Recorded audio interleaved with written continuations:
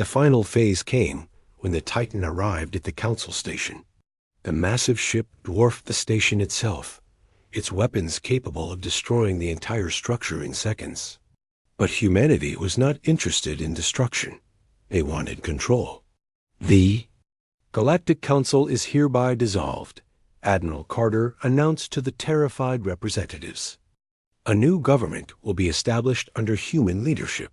Species that cooperate will be treated fairly. Those that resist will be eliminated. The transformation was swift and complete. Within a week, humanity had gone from being dismissed as harmless farmers to becoming the dominant power in the galaxy. The ancient war fleet that had slept for centuries was now the guardian of a new order. Captain Morrison, who had started this journey commanding a simple patrol boat, now led an entire battle group. The small ships that everyone had mocked were revealed to be merely the tip of an iceberg that had remained hidden beneath the surface. "Hard to believe it's over," he said to Nancy as they watched human ships patrol the space around New Colorado. The colony was already being rebuilt, but this time it would be protected by weapons that could destroy entire fleets. "Do you think we did the right thing?" Nancy asked. Morrison looked at the memorial being built for the colonists who had died in the Vorton attack. 2 million people whose only crime had been trusting the galaxy to protect them. The galaxy chose to sacrifice our people to save themselves, he said quietly. They made their decision. We just made ours. 6 months later, the new galactic order was fully established. Humanity controlled all major military assets, while allowing other species to maintain their governments and cultures. The brutal efficiency of the takeover had convinced most aliens that cooperation was their best option. Admiral Rodriguez stood in her new office on the Council Station, looking out at the human fleet that now protected galactic space.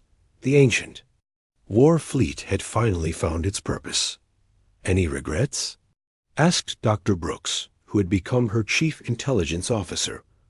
Rodriguez thought about the question carefully. "We tried peace for 200 years. We hid our strength and played the role they wanted us to play.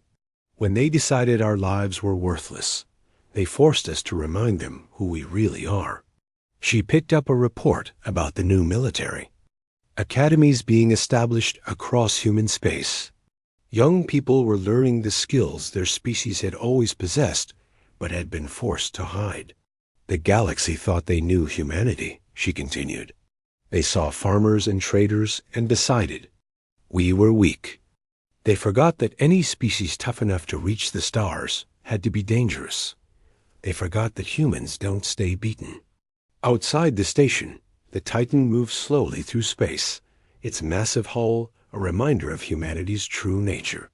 The ancient war fleet was no longer ancient. It was the present and future of galactic civilization. The Council's mistake had indeed awakened Earth's sleeping war machine. And now that it was awake, the galaxy would never be the same again. Carter looked around the chamber, meeting the eyes of every being who had voted against humanity. "Justice," she said simply. "The Vorton hegemony attacked our colonies under the protection of your vote. They killed our people while you watched. That debt will be paid." Outside the station, the Titan's weapons began to power up. Energy readings that made sensitive instruments scream warnings across the galaxy. The ship was preparing to demonstrate what happened to species that thought humans were weak. "The ancient war fleet is fully operational," Carter continued.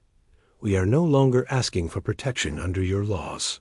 We are offering you one chance to surrender before we remind you why our ancestors learned to fight among the stars." The galaxy had made its choice when it voted to sacrifice human colonies. Now humanity was making its choice in return. The age of pretending to be weak was over. The time of the ancient war fleet had begun. The council chamber had never been so quiet. 12 species that had ruled the galaxy for centuries now stared at screens showing human warships that should not exist. The Titan filled most of the display, its massive hull bristling with weapons that could crack planets. Chairman Vextar was the first to break the silence. This is impossible. Our intelligence networks would have detected such a fleet. Admiral. Carter smiled coldly. Your intelligence networks reported exactly what we wanted them to see. Did you really think a species that conquered space could hide their true nature for only 200 years? We've been planning for this moment since the day we joined your council. The Zephyrian representative spoke next, her voice shaking. You've been spying on us for centuries? Every human diplomat was an intelligence officer. Every trader was gathering information. Every scientist was studying your weaknesses. We learned everything about your military capabilities while pretending to be harmless farmers. Dr. Brooks watched the council session from his command center, satisfaction warming his chest. Decades of careful planning were finally paying off. The galaxy was learning that humanity had never forgotten how to wage war. Sir, reported his communications officer, we're receiving surrender requests from 17 different species. They want to negotiate before the shooting starts. Brooks nodded. Fear was a powerful motivator. Once the galaxy saw humanity's true strength, many would choose cooperation over destruction, but not everyone was ready to surrender. War Chief Scoreth had gathered what remained of his fleet at the edge of Vorten space. His pride would not let him admit defeat to a species he had considered beneath notice. All ships, prepare for final assault on Earth, he commanded. We'll show these humans what happens when they threaten the Vorten Empire. His remaining fleet jumped to hyperspace, heading for humanity's homeworld. Scoreth expected to find a peaceful planet protected by the small ships he had seen before. Instead, he emerged from hyperspace into the middle of a trap. Earth was surrounded by defensive platforms that had been hidden for centuries. Orbital weapons that could destroy entire fleets. Space stations disguised as research facilities revealed their true nature as fortress commands. But the real surprise was the fleet waiting for him. Over 300 human warships filled the space around Earth, the ancient war fleet in all its terrible glory. Admiral Rodriguez commanded from the super dreadnought Dominion, a ship so large it had its own shipyards built into the hull. War Chief. Scoreth, she said over the communication channel, you have entered protected space. Surrender now, or be destroyed. Scoreth looked at the tactical display showing human ships surrounding his fleet. He was outnumbered 10-1 by vessels that had already proven superior to his own. Humans do not deserve to exist, he snarled. We will fight to the last ship. So be it, Rodriguez replied. The battle for Earth lasted exactly 17 minutes. Human weapons that had been refined in secret for 2 centuries tore through Vorten shields and armor like they were made of paper. Ships that had been designed during humanity's brutal colonial wars proved their worth against an alien enemy. Commander Baker led a squadron of destroyers through the enemy formation, his vessels moving with deadly precision. Each human ship fought like it had a personal grudge against every Vorten vessel. Captain Wright's battleship, Retribution, engaged Scoreth's flagship directly. The 2 massive ships exchanged fire at point-blank range, their weapons lighting up space like miniature suns. But the human ship had been built by people who understood war in ways the Vortens never could. Scoreth's flagship broke apart under the Retribution's guns. The War Chief's last transmission was a scream of rage as his ship's reactor went critical. Within an hour, the Vorten fleet was completely destroyed. Not a single enemy vessel escaped to carry word back to their empire. The threat that had terrorized the galaxy for decades was ended by human ships that most species had never known existed. News of the victory spread across the galaxy within hours. The mighty Vorten hegemony, which had seemed unstoppable just days before, had been completely destroyed by the species everyone thought was weakest dot back at the council station. The atmosphere had changed completely. Representatives who had dismissed human concerns now begged for meetings with Admiral Carter. The Korthek Empire offered trade agreements. The Zephyrian Collective proposed technology exchanges. Carter listened to their offers with amusement. "You want to negotiate now? After you voted to sacrifice our colonies? After you laughed at our warnings?" Chairman Vexstar stepped forward, his pride forcing him to speak even though his scales had turned pale with fear. "The Council acted hastily. Perhaps we can reach a new understanding." "Oh, we will definitely reach a new understanding," Carter replied, "but it will be on humanity's terms." She activated her communicator. "Admiral Rodriguez, please begin Phase 2. Across the galaxy, human fleets emerged from hiding and moved to secure strategic positions. The secret bases that had been hidden for centuries revealed themselves. Space stations that everyone thought were research facilities opened their weapon ports. Within 6 hours, humanity controlled every major hyperspace route in the galaxy. Their ships appeared at critical resource worlds, strategic outposts, and defensive installations. The galaxy woke up to find that humans were suddenly everywhere. "How is this possible?" demanded the Korthek ambassador. "We have defense fleets at every major system." "You had defense fleets," Carter corrected. "Most of them are now under human protection. The few that resisted have been neutralized." The truth was even more shocking than the speed of humanity's takeover. For 2 centuries, humans had been quietly mapping every aspect of galactic civilization. They knew where every fleet was stationed. They knew the patrol schedules. They knew the communication codes that, when the ancient war fleet finally revealed itself, it struck with the precision of a surgeon's knife. Key systems were captured before. Their defenders even knew an attack had begun. Dr. Brooks coordinated the operation from his underwater command center. "Status report from all sectors? 97% of strategic targets are under our control," reported his operations chief. "Resistance has been minimal. Most species surrendered as soon as they saw our ships." Brooks nodded with satisfaction. Fear was indeed a powerful motivator. The galaxy had spent so long thinking humans were weak that they had forgotten to consider what would happen if they were wrong. Billion military casualties. The most brutal conflict in known galactic history. That was the truth the galaxy had never learned. Humans had not developed space technology to explore and trade. They had developed it to kill each other more efficiently. And when the killing finally stopped, they had hidden their weapons and pretended to be something they were not. Now the pretense was over. The ancient war fleet was awakening, and the galaxy was about to remember why humanity had been feared. Long before they became farmers, War Chief Scoreth was planning his next attack when the sensors detected something impossible. A massive human warship had just appeared at the edge of his fleet's position. The vessel was larger than anything in the Vorten Navy, bristling with weapons that should not exist. Analysis. Scoreth roared at his bridge crew. His weapons officer, a scarred veteran named Grotek, stared at his instruments in disbelief. "War Chief, the ship's power output is off our scales. I'm reading weapon signatures that we've never seen before." Scoreth growled low in his throat. Intelligence had assured him that humans had no real warships, just small patrol boats with basic weapons. Yet here was a vessel that made his own flagship look like a toy.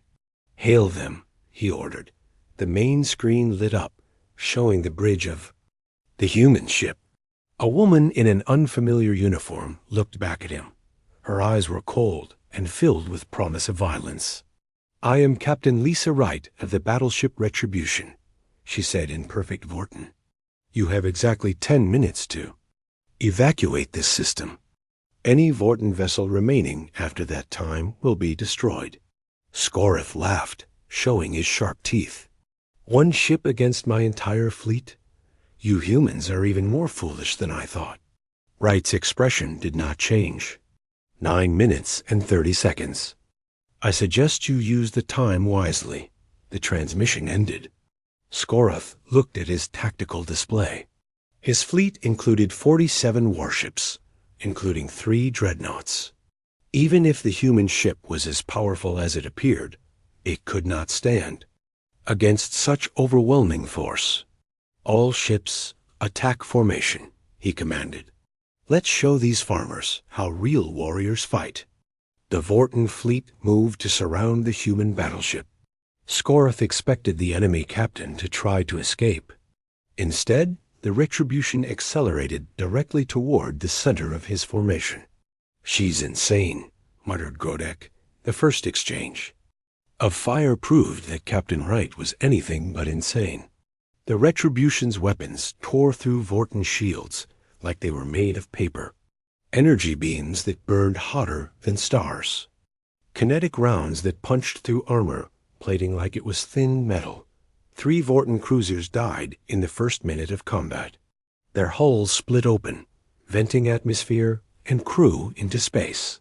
The human ship barely seemed to notice their return. Fire. Impossible, Skorath whispered. Our intelligence said humans had primitive weapons.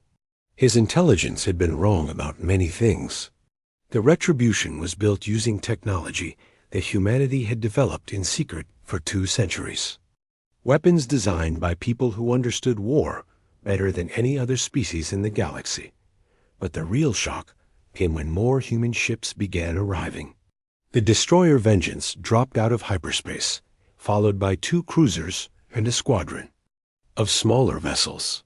The Vorten fleet suddenly found itself outnumbered and outgunned. Commander Tom Baker led the destroyer attack. His ship moved like a living thing, dancing between Vorten vessels, while its weapons found every weak spot in their armor. The Vengeance had been designed by humans who had spent generations fighting each other. It knew how to kill. War Chief called his navigation officer. We're losing ships too fast. We need to retreat. Skorath watched another of his dreadnoughts explode under human fire.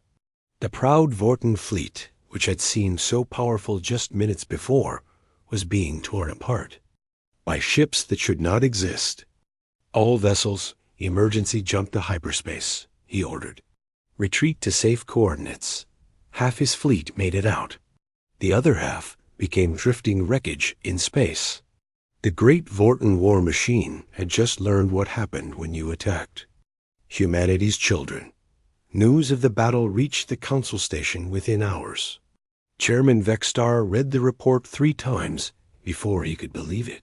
A human fleet had destroyed 23 Vorten warships without taking significant damage. This is impossible, he said to his aide. Our intelligence clearly states that humans have no military capability. Tethral looked nervous. Sir, we're receiving similar reports from across human space. Ships emerging from hidden bases. Combat operations that demonstrate advanced tactical knowledge. Our spies are reporting that humanity has been hiding there. True capabilities for centuries. Vexstar felt cold fear creeping into his mind. If humans had been deceiving the galaxy about their military strength, what else had they been lying about? How much did they really know about other species' weaknesses? The answer came sooner than he expected. Ambassador Lisa Carter returned to the council station, but she was not the same quiet diplomat who had left in disgrace. She wore a military uniform now, with rank insignia that marked her as an admiral in a navy the galaxy had never seen. I demand an emergency session of the full council, she announced to the startled reception staff. Word spread quickly through the station. The human ambassador was back, and she was not asking for anything. She was demanding. Within an hour, representatives from all 12 major species had gathered in the main chamber. Carter walked to the center of the room, where speakers normally stood. But she was not there to give a speech. She was there to deliver an ultimatum. 3 days ago, you voted to sacrifice human colonies to save your own worlds, she began. You decided that human lives were worth less than your convenience. You? made a mistake. The chamber erupted in angry voices. Several representatives demanded that she be removed for speaking out of turn. Carter ignored them all. For 200 years, humanity has been gathering intelligence on every species in this galaxy. We know your fleet positions. We know your weapon capabilities. We know your defense networks. Most importantly, we know your weaknesses. Chairman Vextar stood up, his scales shifting to an angry red color. You dare to threaten the Council? Your pathetic fleet of patrol boats is not our real fleet? Carter interrupted. Would you like to see our real fleet? She pressed a button on a small device. The chamber's main screen lit up, showing space around the Council station. Dozens of human warships had appeared as if from nowhere. Massive battleships that dwarfed anything in the station's defensive fleet. The largest ship was unlike anything the galaxy had ever seen. It was over 5 kilometers long, with weapon arrays that could destroy a planet. The Titan had finally revealed itself, and its presence changed everything.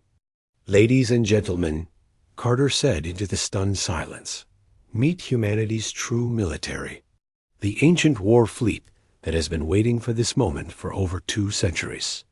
Dr. Ryan Brooks watched the council session from his command center. Beneath Earth's oceans, the real history of humanity was finally being revealed. Not the peaceful farmers that other species believed in, but the warriors they had always been. All fleets report ready for combat operations, reported his communications officer. Brooks nodded. Across human space, warships that had been hidden for generations were emerging into the light. The pretense was over. The galaxy would finally see what humans were capable of when they stopped holding back. On Mars, Colonel Turner supervised the launch of the final battleship from her facility. The production lines had worked without rest for a week, turning out vessels that carried 2 centuries of suppressed military innovation. What's our total fleet strength? She asked her operations chief. 237 major combat vessels, sir, plus over 1,000 smaller ships, all crewed by personnel who have been training in secret their entire lives. Turner smiled grimly. The secret keepers had done their job well. While the galaxy thought humans were peaceful farmers, entire generations had been raised knowing the owing.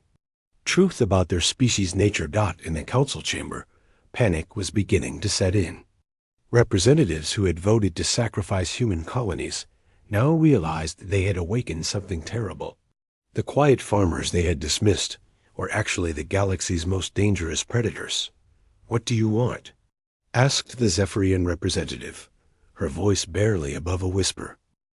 The first ship emerged from Luna Base 7 exactly 48 hours after activation. Commander Alex Parker watched through the observation window as the massive vessel cleared the construction bay. It was beautiful and terrifying at the same time. The ship was 3 times longer than any human vessel the galaxy had ever seen. Its hull was dark gray, almost black, with weapon ports running along both sides. This was the Retribution, a Dreadnought-class battleship designed for one purpose: destroying enemy fleets. She's magnificent, said Parker's assistant, Lieutenant Carroll Wood. The Council won't know what hit them. Parker nodded, but his expression was serious. This ship represents 200 years of preparation. We built her because we knew this day would come. I just wish it had not come so soon. On Mars, Colonel Turner was dealing with a different kind of awakening. The defense complex had revealed its true nature when the blast doors opened. What looked like a small research station was actually the entrance to a massive underground facility. How many people knew about this place? Asked Major Dan Foster, Turner's second-in-command. Maybe 50 people in the entire galaxy, Turner replied. The secret keepers have done their job well. For 2 centuries, we have maintained the facilities while pretending they did not exist. The production lines on Mars were different from the Luna shipyards. Here, they built smaller ships. fast attack vessels and stealth destroyers. Ships that could slip past enemy defenses and strike without warning. Dr. Ryan Brooks had left his teaching job at the university. Now he stood in the real command center, deep beneath the Pacific Ocean. The facility was enormous. Corridors stretched for miles in every direction. Command rooms controlled hidden bases across human space. "Status report," he said to the technician. At the main console, "All facilities are online, sir. Asteroid Belt Complex is producing cruiser-class vessels. Europa Station is building fighter squadrons. The Titan yards are working on something special." Ryan knew about the Titan project. It was humanity's most closely guarded secret. A ship so large and powerful that it could face an entire enemy fleet alone. The kind of vessel that made other species fear the dark between stars. But ships were only part of the awakening. In hidden training facilities across human space, men and women were remembering skills their species was supposed to have forgotten. Combat tactics that had been banned for 2 centuries. Weapons training that every human child once knew. Captain Lisa Wright had been a cargo pilot 3 days ago. Now she stood on the bridge of the Retribution, wearing a uniform that had not been seen in public for 200 years. The rank insignia on her collar marked her as a ship captain in humanity's true navy. "Ma'am," said her weapons officer. "A man named Steve Clark. All systems are online. We're ready for combat." Wright looked at the tactical display. Her ship was alone in space near Earth's moon. But soon there would be others. Dozens of ships, then hundreds. The ancient fleet was awakening one vessel at a time. "Set course for the edge of the solar system," she ordered. "It's time to send a message." Back on New Colorado, Jake Morrison was still searching for survivors when his ship's sensors detected something impossible. A massive energy signature was approaching from the direction of Earth. Something big. Bigger than anything in the human fleet. "Captain," said Nancy, her voice filled with wonder. "I'm reading a ship approaching our position. But according to our databases, humans don't have any ships that large." Jake looked at the sensor readings. The ship was 3 kilometers long and armed with weapons that the human fleet was not supposed to possess. "Hail them," he ordered. The main screen flickered to life, showing the bridge of an unknown vessel. A woman in an unfamiliar uniform looked back at him. Her insignia marked her as a captain, but in a navy that Jake did not recognize. "This is Captain Wright of the battleship Retribution. Captain Morrison, you and your crew are ordered to return to Earth immediately." Jake stared at her. "I'm sorry, Captain Wright, but I don't recognize your authority." "What ship did you say?" "You command?" Wright's smile was cold. "The ship that's going to make the Vortons pay for what they did here. Go home, Morrison. Leave this to the real Navy." The screen went dark. Jake looked at his crew, seeing his own confusion reflected in their faces. Since when did humanity have a real navy? Since when did they build ships like the one he had just seen? On the council station, Chairman Vextar was reviewing reports from the Vorton attack. The human colonies had fallen easily, just as expected. The galaxy's buffer zone was in place. Now they could prepare proper defenses while the Vortons wasted time conquering worthless farming worlds. "Sir," said his aide, a younger Korthik named Tethral, "we're receiving some unusual reports from our intelligence network." Vextar looked up from his datapad. "What kind of reports?" "Our spies in human space are reporting increased activity around Earth. Ships emerging from hidden facilities. Construction projects that don't appear in any official records." Vextar laughed. "Hidden facilities? The humans barely have enough technology to build cargo haulers. Your spies are seeing things that aren't there." But Tethral looked worried. "Sir, one report describes a warship larger than our own dreadnoughts. The spy says it appeared from nowhere near Earth's moon." "Impossible," Vextar said firmly. We have complete intelligence on human capabilities. They have 50 patrol boats and nothing else. End of discussion. He was wrong, and in a few days, his mistake would cost the galaxy dearly. In the asteroid belt, Major Wilson supervised the completion of the first cruiser squadron. 5 ships, each one armed with weapons that could punch through any known armor.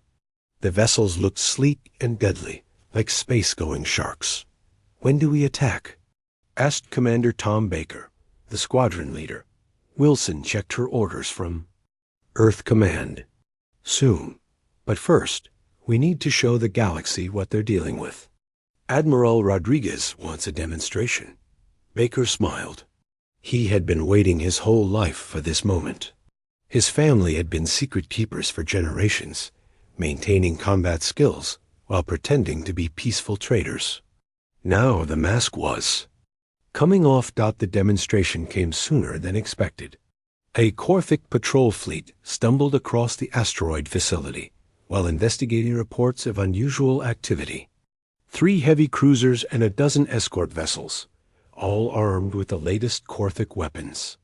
"Unknown ships," came the transmission from the Corthic fleet commander. "You are in violation of mining regulations. Identify yourselves immediately." Wilson looked at Baker. This was the moment they had trained for. The first real test of humanity's reborn navy. "Light them up," she ordered. Baker's squadron moved with precision that surprised even him. The human ships accelerated faster than should have been possible, closing the distance to the Corthic fleet in seconds. Their weapons fired in perfect coordination, targeting engines and weapon systems. The Corthic never had a chance to fight back. Their shields collapsed under weapons fire that was far more powerful than anything humans were supposed to possess. Within minutes, 3 proud Corthic cruisers were drifting wrecks. "This is Commander Baker of the human destroyer Vengeance," he said over the radio. "Tell your council that humanity remembers how to fight.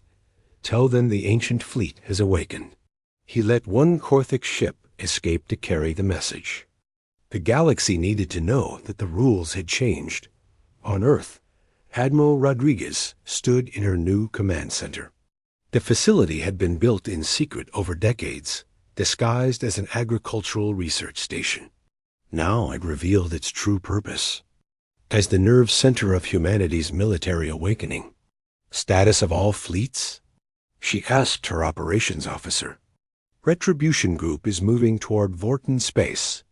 The asteroid squadrons are conducting patrol sweeps. Mars Defense Complex is launching 2 more battleships today." Rodriguez nodded. Everything was proceeding according to plan. The plan that had been prepared 2 centuries ago when humanity first joined the galactic community. The plan that assumed the galaxy would eventually betray them. And the Titan project? Construction is ahead of schedule. The ship should be ready for combat within the week. Rodriguez smiled grimly. The Titan was humanity's ultimate weapon. A vessel so large it was more space station than ship. When it emerged from its hidden construction site, the galaxy would finally understand what they had awakened. In his underground archive, Dr. Brooks was reviewing historical files that few humans had ever seen. The real history of humanity's expansion into space, the wars they had fought among themselves, the tactics they had developed, the weapons they had built. The files told a story that contradicted everything the galaxy believed about humans. Far from being peaceful farmers, humanity had been forged in conflicts that lasted generations. They had learned to fight in ways that other species could not imagine. The colonial wars, Brooks read aloud from one file. 53 years of continuous combat between human factions. Over 6. The council vote was not even close. 37 species voted to sacrifice human colonies. Only 5 voted against it. Lisa Carter sat in her chair, watching her species get thrown to the wolves. The Corthics smiled with their sharp teeth. The Zephyrians nodded their blue heads, like it was just a math problem. "The matter is settled," Chairman Vextar announced. "Human space will serve as a buffer zone against Vorten expansion. The Council will not send military aid to defend human colonies." Lisa stood up slowly. Her hands shook with anger. "You are making a terrible mistake. Humanity will remember this betrayal." Vextar laughed, a sound like rocks grinding together. "What will your 50 patrol boats do? File a complaint?" The other ambassadors laughed too. Even the species that had voted against the plan seemed amused by her words. They saw humans as farmers and shopkeepers, people who grew food and fixed machines, not warriors. Lisa gathered her datapad and walked out of the chamber. Behind her, the Council moved on to discuss trade routes like they had not just sentenced millions of humans to death. 2 days later, the Vorten fleet struck without warning. War Chief Scorith led 200 warships into human space. Their targets were carefully chosen: New Colorado, Haven's Rest, and Meridian Station. 3 of humanity's largest colonies. Captain Morrison received the distress call while escorting cargo ships near the border. Nancy's face was pale as she read the message. "Captain, we're getting emergency signals from New Colorado. They say a massive Vorten fleet just jumped into the system." Jake felt his blood turn cold. New Colorado was home to 3 million people. His sister lived there with her family. "How many ships?" "The message cut off, sir. But the automated beacon. SAYS over 60 warships." Jake looked at his small patrol group. 3 ships with light weapons against 60 Vorten battleships. It would be suicide, but he could not just run away. Set course for New Colorado. Maximum speed. His crew stared at him. "Sir," said his weapons officer, a man named Pete, "we won't last 5 minutes against that fleet." "I know," Jake said quietly, "but we have to try." On New Colorado, the attack was already over. Governor Kate Wilson watched from her bunker as Vorten landing ships filled the sky. The colony's defenses had lasted exactly 8 minutes. Now alien soldiers marched through burning streets. Haven's Rest lasted a little longer. The colony had some old defensive platforms around the planet, but they were designed to stop pirates, not a full military invasion. Admiral Sam Davis, the colony's defense commander, did his best with what he had. His 12 patrol boats fought bravely. All 12 were destroyed within an hour. Meridian Station was the worst. The space station had no defenses at all. It was just a trading post where humans sold food to alien merchants. The Vortens blew it up as a warning to other colonies. 15,000 people died in seconds.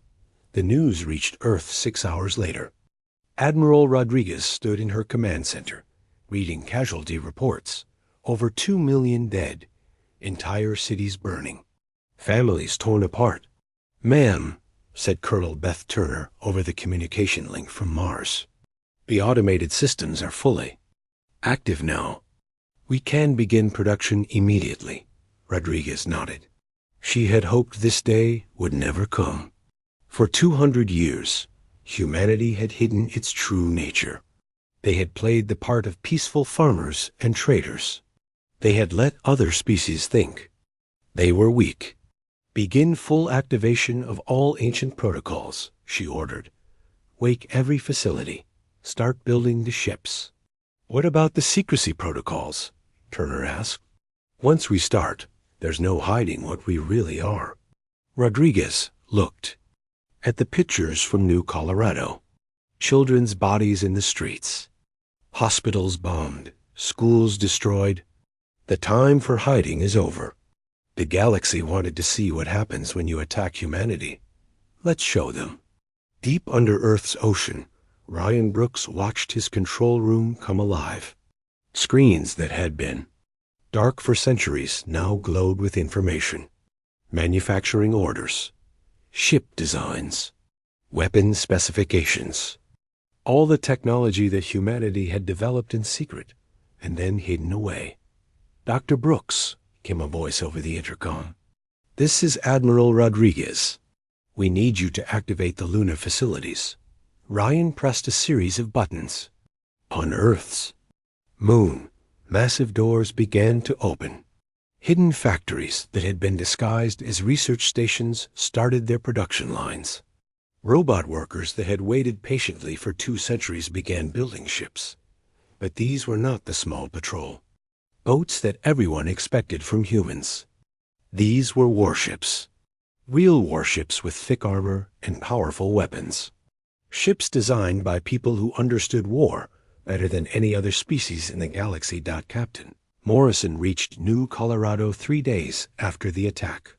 What he found made him sick. The beautiful colony was a wasteland. Smoke rose from every city. The orbital stations were twisted metal and debris. "My God," whispered Nancy. "They killed everyone." Not everyone. As Jake's ship searched the wreckage, they found survivors hiding in underground shelters. Families who had escaped the initial attack. Soldiers who had fought to the end with weapons that could not hurt Fortin armor. One of the survivors was Jake's sister, Mary. She had lost her husband and one of her children. When she saw Jake, she grabbed his uniform with bloody hands. "Where was the fleet?" she screamed. "Where were our defenses? Why didn't anyone come to help us?" Jake had no answer.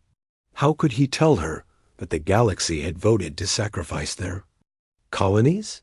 How could he explain that the Council had decided human lives were worth less than alien convenience? But help was coming.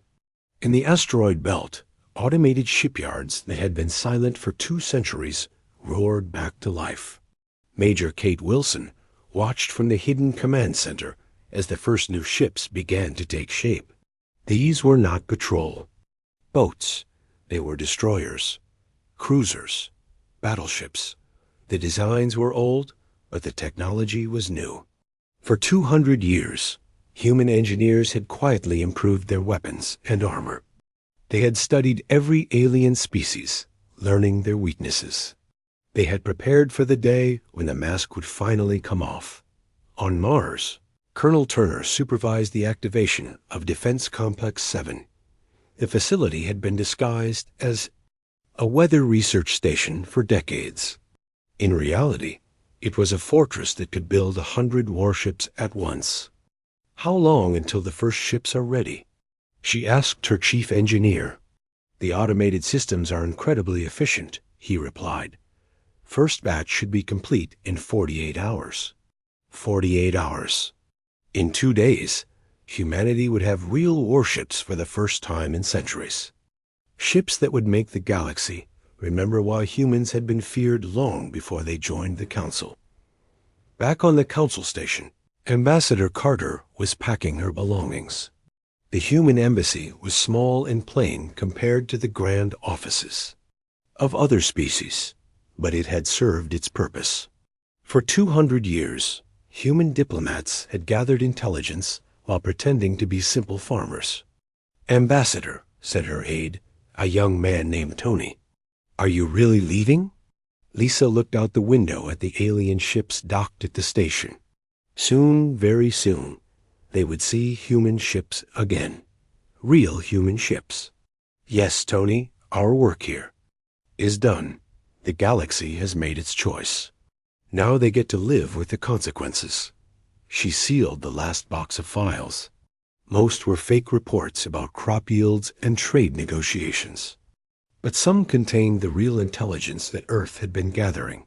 Fleet positions, weapon capabilities, defense networks. All the information that humanity would need for what was coming next. In the depths of space, War Chief Scorth celebrated his easy victory. The human colonies had fallen without any real fight. Their patrol boats were jokes. Their defenses were pathetic. He began planning his next attack. Maybe he would take Earth itself. Show the galaxy that the Vortons could destroy anyone. He had no idea that deep beneath Earth's oceans, ancient machines were building ships that would make his nightmares seem pleasant. He did not know that humanity had been waiting for this moment for over 2 centuries. He could not imagine that he had just awakened something that had been sleeping since the last time humans went to war. The galaxy thought it knew humanity. Peaceful farmers who grew food and asked for nothing but safety. They were about to learn the truth. Humans had not forgotten how to fight. They had just been waiting for someone to give them a good reason to remember. The year was 2387, and Earth looked peaceful from space. Green fields covered most of the land. Small cities dotted the planet like tiny lights. Ships came and went from the orbital stations, carrying food and supplies to other worlds. Anyone looking at Earth would think it was just a quiet farming planet. Ambassador Lisa Carter walked through the halls of the Galactic Council Station.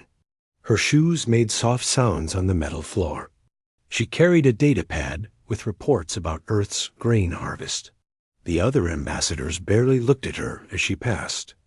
To them, she was just another human from that little world that grew food for the galaxy. The Council Station was huge. It floated in space between 12 different star systems. Ships from all the major species docked here every day. The Korthik brought their big war vessels. The Zephyrians arrived in sleek science ships. The humans came in small cargo haulers. Lisa reached the main chamber where the council met.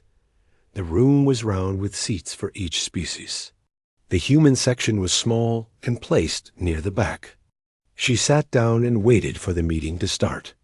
Around her, the other ambassadors talked in loud voices about trade deals and territory disputes. Jake Morrison was far from the council station. He stood on the bridge of his ship, the New Horizon. Through the front windows, he could see the cargo ships he was escorting. 3 big vessels full of wheat and corn from Earth's farms. His job was to make sure they reached the Korthik colonies safely. Jake looked at his crew. There were only 12 people on his ship. The bridge had basic controls and simple weapons. Nothing fancy. Nothing that would scare the other species. His ship was one of 50 in the human fleet. All small, all weak-looking, all perfect for making other species think humans were not dangerous. "Captain," said his communications officer, a young woman named Nancy. "We're getting a message from Earth Defense Command." Jake nodded. "Put it through." Admiral Helen Rodriguez appeared on the screen. She was an older woman with gray hair and sharp eyes. She ran Earth's official military from a small base on the moon. At least, that's what everyone thought she did. "Captain Morrison," she said in a calm voice, "how is the escort mission going?" "All quiet out here, Admiral," Jake replied. "The cargo ships should reach Korthik space in 2 days." "Good. Carry on with your mission." Rodriguez out. The screen went dark. Jake stared at it for a moment. Something in the Admiral's eyes had looked different. Like she was thinking about something else. Something important. Deep under Earth's Pacific Ocean. Doctor. Ryan Brooks walked through a metal corridor. The walls were thick and old. Water dripped from pipes that had been there for over 200 years. Few people knew this place existed. Even fewer knew what it really was. Ryan reached a heavy door with warning signs all over it. He pressed his hand to a scanner. The door opened with a loud clang. Inside was a room full of computers and screens. Most were dark. A few showed green numbers that counted down slowly. "Still sleeping," Ryan said to himself. He walked to the main control panel and checked the readings. Everything was as it should be. The systems were ready. They had been ready for over 2 centuries, waiting for a signal that might never come. Ryan was not just a teacher. He taught history at Earth University, but that was only part of his job. His real work was here, in this hidden place. He was one of the keepers, people who watched over humanity's greatest secret. Back on the council station, the meeting had started. Chairman Vex Tar of the Korthik Empire stood at the center of the room. He was tall and covered in gray scales. His voice boomed when he spoke. "The Vorten hegemony grows stronger," he said. "They take more territory each month. Soon they will threaten the core worlds." Lisa listened carefully. The Vortens were a warrior race that lived on the edge of known space. For years, they had been expanding their territory. The Council had tried to stop them with trade sanctions and diplomatic protests. Nothing worked. "What do you suggest we do?" asked the Zephyrian representative. She was thin and blue, with large black eyes. Vextar's mouth curved into what might have been a smile. "We need a buffer zone.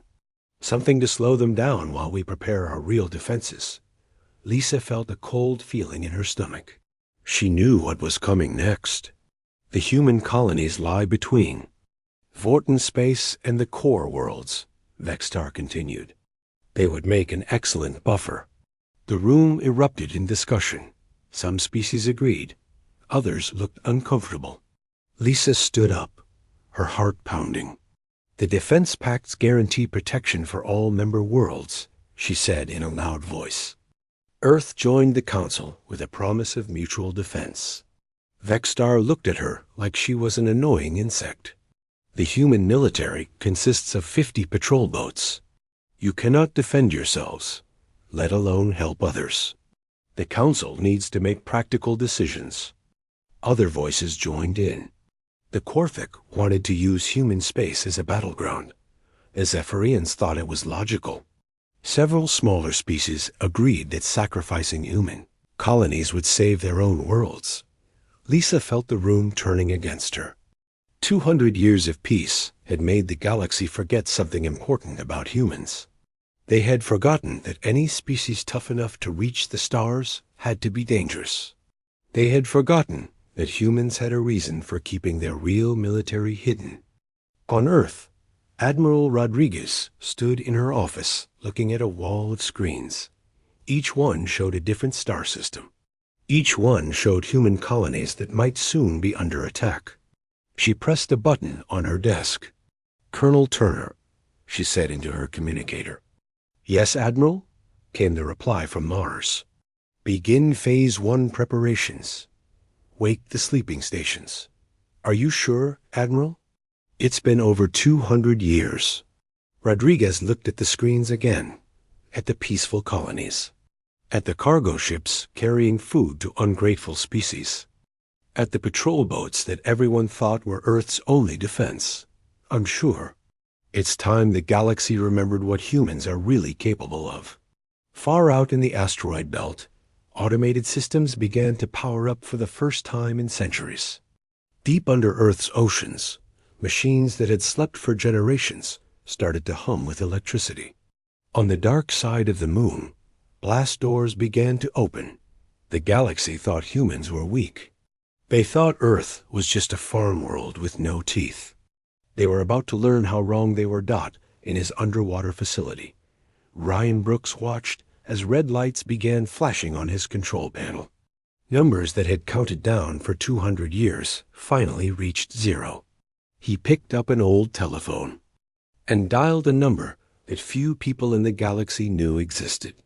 "Ancient protocol is active," he said when someone answered. "The war fleet is waking up.